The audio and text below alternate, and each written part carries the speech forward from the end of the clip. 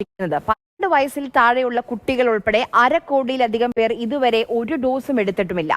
Covid vaccination സെന്ററുകളിൽ മിക്കയിടത്തും Covaxin മാത്രമാണ് അവശേഷിക്കുന്നത്. പലയിടങ്ങളിലെയും vaccination സെന്ററുകൾ പൂട്ടി. സംസ്ഥാനത്ത് ഇതുവരെ 2,91,46,990 പേർ ഒന്നാം ഡോസ് വാക്സിൻ എടുത്തു. രണ്ടാം ഡോസ് എടുത്തത് 2,52,59,896 പേർ. അതായത് 38,87,094 പേർ ഒരു ഡോസ് മാത്രം എടുത്തവർ. 30,68,465 പേർ മാത്രമാണ് ബൂസ്റ്റർ ഡോസ് എടുത്തിരിക്കുന്നത്. 1/2 കോടിയിലധികം പേർ ഒരു ഡോസും എടുത്തിട്ടില്ല. ഇതിൽ പക്ഷേ 12 വയസ്സിൽ താഴെയുള്ള കുട്ടികളും ഉൾപ്പെടുന്നുണ്ട്. അതായത് ഇനിയും ഒരു തരംഗമുണ്ടായാൽ ആശങ്കപ്പെടുത്തുന്ന സാഹചര്യം നിലനിൽക്കുന്നെന്ന് സാരം. 200-ലധികം വരുന്ന വാക്സിനേഷൻ സെന്ററുകളാണ് സംസ്ഥാനത്ത് നിലവിലുള്ളത്. ഇതിൽ പലയിടങ്ങളിലും പ്രവർത്തനം ആഴ്ചയിൽ 1-2 ദിവസം മാത്രം. തുറന്നിട്ടിട്ടും പ്രത്യേകിച്ച് കാര്യമില്ല എന്നുള്ളതാണ് അവസ്ഥ. മിക്ക സെന്ററുകളിലും വാക്സിൻ എടുക്കാൻ എത്തുന്നവരുടെ എണ്ണം 1-2 ഒക്കെയാണ്. ആളുകൾ എത്താത്ത സെന്ററുകളിൽ നിന്നും വാക്സിൻ തിരക്കുള്ള സെന്ററുകളിലേക്ക് എത്തിച്ചാണ് ഇപ്പോൾ വിതരണം ചെയ്യുന്നത്. പുതിയ വകഭേദം സ്ഥിരീകരിച്ചതോടെ ജനങ്ങൾ ബൂസ്റ്റർ ഡോസ് എടുക്കാൻ കൂടുതലായി എത്തുമെന്നാണ് ആരോഗ്യവകുപ്പിന്റെ കണക്കുകൂട്ടൽ. ഇതിന്റെ അടിസ്ഥാനത്തിൽ വാക്സിനുള്ള ഓർഡറിന്റെ എണ്ണം വർദ്ധിപ്പിക്കാനാണ് തീരുമാനം.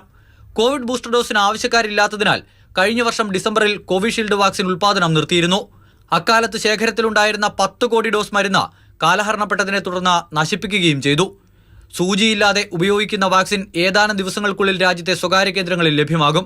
ഇതും ബൂസ്റ്റർ ഡോസായി ഉപയോഗിക്കാം. അമൽ തേനമ്പറമ്പിൽ, മാതൃഭൂമി ന്യൂസ്, തിരുവനന്തപുരം.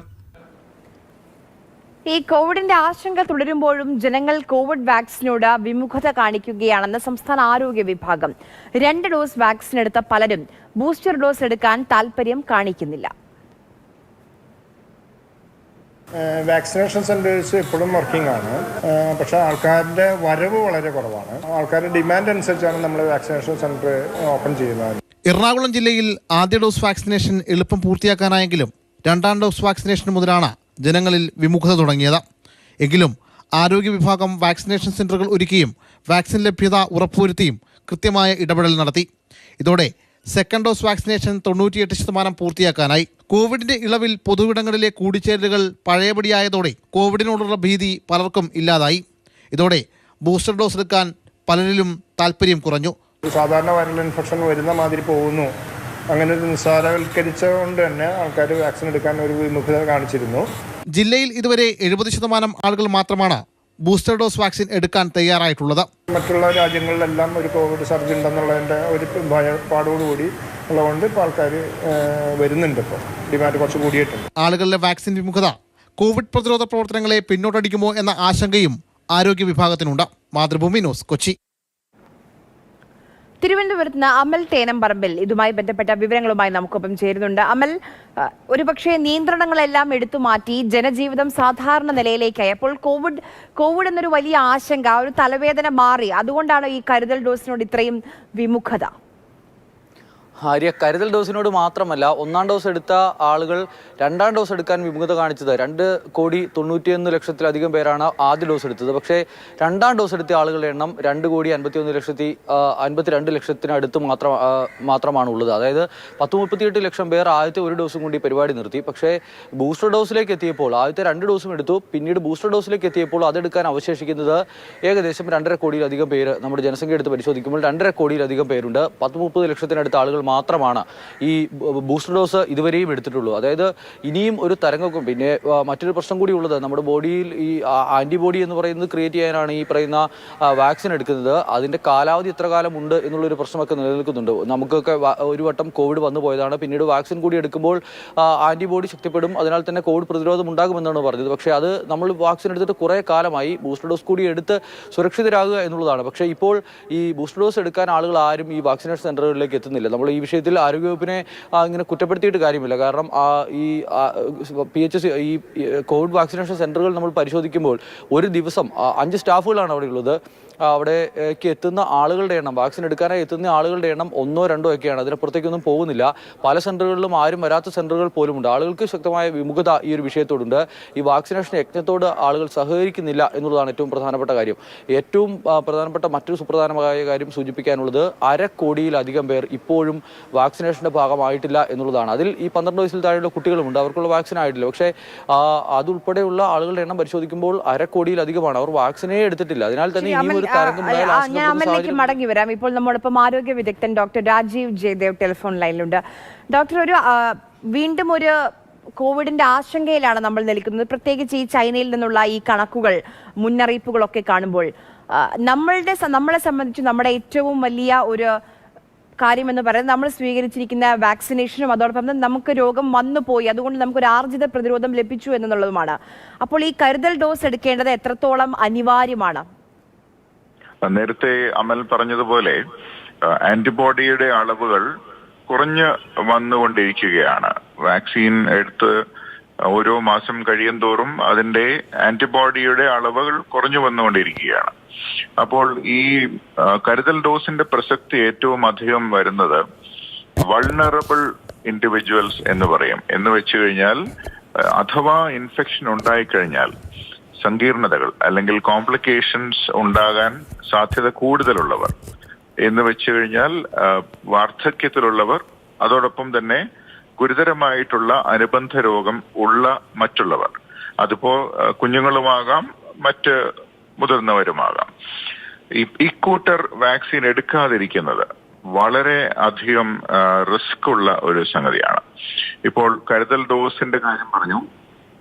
ഇപ്പോൾ കരുതൽ ഡോസ് എന്ന് പറയുന്നത് 2 ഡോസ് എടുത്തതിന് ശേഷം 3ാമത്തെ ഡോസിന്റെ കാര്യമാണ് ഇവിടെ ഉദ്ദേശിക്കുന്നത്. ഇത് പ്രധാനമായും ഈ പറഞ്ഞ ഗണത്തിലുള്ള, അതായത് മുതിർന്നവർ, പ്രത്യേകിച്ചും ഈ മേൽപ്പറഞ്ഞ ഗണത്തിലുള്ളവർ, ഇമ്മ്യൂൺ സപ്രഷൻ ഉള്ളവർ, എന്ന് വെച്ച് കഴിഞ്ഞാൽ അവരുടെ പ്രതിരോധ ശക്തിക്ക് മറ്റുള്ളവരുടെ അത്രയും ബലമില്ലാത്തവർ, ചില പ്രത്യേകതരം മരുന്നുകൾ കഴിക്കുന്നവർ, ചില പ്രത്യേക രോഗാവസ്ഥകൾ ഉള്ളവർ, വൃക്കരോഗം ഉള്ളവർ, അങ്ങനെ അല്ലെങ്കിൽ ഇമ്മ്യൂണിറ്റി കുറയ്ക്കാനുള്ള മരുന്നുകൾ കഴിക്കേണ്ടി വരുന്നവർ ചില രോഗങ്ങളുടെ ചികിത്സയ്ക്കായി, അതോടൊപ്പം തന്നെ വാർദ്ധക്യത്തിലുള്ളവർ, അവർക്കും കരുതൽ ഡോസ് എടുക്കുന്നത് ഒരു നല്ലൊരു സംഗതി തന്നെയാണ്. എന്നാൽ കുട്ടികളുടെ കാര്യത്തിലേക്ക് വരികയാണെങ്കിൽ അത് കുട്ടികളുടെ കാര്യത്തിലുള്ള വാക്സിനേഷൻ മറ്റൊരു വിഷയമാണ്. കാരണം അവരുടെ പ്രതിരോധ രീതി തന്നെ വ്യത്യസ്തമാണ്. ഞാൻ ചെറിയ കുഞ്ഞുങ്ങളുടെ കാര്യമാണ് ഉദ്ദേശിച്ചത്. ചെറിയ കുഞ്ഞുങ്ങളുടെ പ്രതിരോധ രീതിയും മുതിർന്നവരുടെ പ്രതിരോധ രീതിയും വ്യത്യസ്തമാണ്. വാക്സിനേഷൻ എല്ലാവർക്കും നിർദ്ദേശിക്കപ്പെട്ടിട്ടുണ്ട്, ശരിയാണ്. പക്ഷേ കുഞ്ഞുങ്ങളുടെ കാര്യത്തിൽ പറയുകയാണെങ്കിൽ നമ്മുടെ രാജ്യത്ത് അത്യാവശ്യം മിക്കവർക്കും തന്നെ ഈ കോവിഡ് വന്നു പോയിട്ടുണ്ടാകാനാണ് സാധ്യത. കാരണം മറ്റൊന്നുമല്ല, ഈ ഒമൈക്രോൺ വരുന്നതിന് മുമ്പ് തന്നെ നമ്മുടെ ഇന്ത്യയുടെ നഗരങ്ങളിൽ ചെയ്തിട്ടുള്ള സർവേകളിൽ 90% കുട്ടികൾക്കും ഇത് വന്നു പോയതായിട്ട് കണ്ടെത്തിയിട്ടുണ്ട്. അപ്പോൾ അതിനുശേഷമാണ് ഒമൈക്രോൺ വരുന്നത്.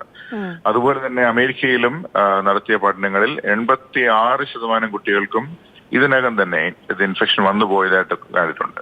അപ്പോൾ ഇവരുടെ കാര്യത്തിൽ പറയുകയാണെങ്കിൽ ഇത് അത്ര ഗുരുതരമായിട്ടുള്ള ഒരു സംഗതിയല്ല വാക്സിൻ എടുക്കാതിരിക്കുന്നത്. എടുക്കണ്ട എന്നുള്ളതല്ല, എങ്കിലും മുതിർന്ന ഒരാൾ വാക്സിൻ എടുക്കാതിരിക്കുന്നതും നല്ല ആരോഗ്യമുള്ള ഒരു കുട്ടി വാക്സിൻ എടുക്കാതിരിക്കുന്നത് രണ്ട് വിഷയങ്ങളാണ്. അതുകൊണ്ട് മുതിർന്നവർ ആരെങ്കിലും വാക്സിൻ എടുക്കാതിരിക്കുന്നുണ്ടെങ്കിൽ, അതായത് മെഡിക്കൽ റീസൺ അല്ലാതെ വാക്സിൻ എടുക്കാതിരിക്കുന്നുണ്ടെങ്കിൽ എടുക്കുന്നത് തന്നെയാണ് നല്ലത്. അതിനുള്ള പ്രധാനപ്പെട്ട കാരണം ഞാൻ പറയാം. ഒമൈക്രോൺ മൈൽഡാണ്, ജലദോഷമാണെന്നൊക്കെ ചിലർ പറഞ്ഞു കേൾക്കാറുണ്ട്. പൂർണ്ണമായും തെറ്റാണ്. ഒമൈക്രോൺ മൈൽഡ് ആകാൻ 2 കാരണമാണുള്ളത്. 1, വൈറസിനുണ്ടായ മാറ്റം, 2, നമുക്കുണ്ടായ ആർജിത പ്രതിരോധ ശേഷി. അത് വാക്സിനേറ്റഡ് ആയിട്ടുള്ള പോപ്പുലേഷൻസിൽ ഒമൈക്രോൺ പെട്ടെന്ന് പിടിക്കുമ്പോൾ മുൻകാലങ്ങളിലുള്ള മരണനിരക്ക് ഉണ്ടാകുന്നില്ല എന്നുള്ള വാസ്തവമാണ്. പക്ഷേ ഇപ്പോഴും നമ്മൾ ഇവിടെ കേരളത്തിൽ തന്നെ കാണുന്നത് അപൂർവമായെങ്കിലും കോവിഡ് മരണങ്ങൾ ഉണ്ടാകുന്നതിൽ നല്ലൊരു പങ്കും വാക്സിൻ സ്വീകരിക്കാത്തവരാണ്. അതുകൊണ്ട് പ്രധാന സന്ദേശം ഇതാണ്: മുതിർന്നവരിൽ വാക്സിൻ സ്വീകരിക്കാത്തവരുണ്ടെങ്കിൽ ഉറപ്പായിട്ടും അത് എടുത്തിരിക്കണം. അതോടൊപ്പം തന്നെ കരുതൽ ഡോസിന്റെ കാര്യം ഞാൻ നേരത്തെ സൂചിപ്പിച്ചിരുന്നു. വൾണറബിൾ ആയിട്ടുള്ള വ്യക്തികൾ ഉണ്ടെങ്കിൽ അവർക്ക് കരുതൽ ഡോസ് നല്ലതാണ്. ശരി. അദ്ദേഹം വളരെ കൃത്യമായി തന്നെ എന്തുകൊണ്ട് പ്രത്യേകിച്ച് ഈ അസുഖങ്ങളൊക്കെയുള്ള പ്രായമായ ആളുകൾ കരുതൽ ഡോസ് ബൂസ്റ്റർ ഡോസ് സ്വീകരിക്കണം എന്നതിന്റെ അനിവാര്യതയെക്കുറിച്ചാണ് ഡോക്ടർ രാജീവ് ജയദേവ് പറഞ്ഞത്. അമൽ ഇങ്ങനെ ഈ കണക്കുകൾ എന്തായാലും ഒരു വിമുഖത കാണിക്കുന്നുണ്ട് കേരളം ഈ ബൂസ്റ്റർ ഡോസിനോട് എന്ന് വ്യക്തമാക്കുന്നതാണ്. ഇപ്പോൾ ഈ ഒരു ആശങ്ക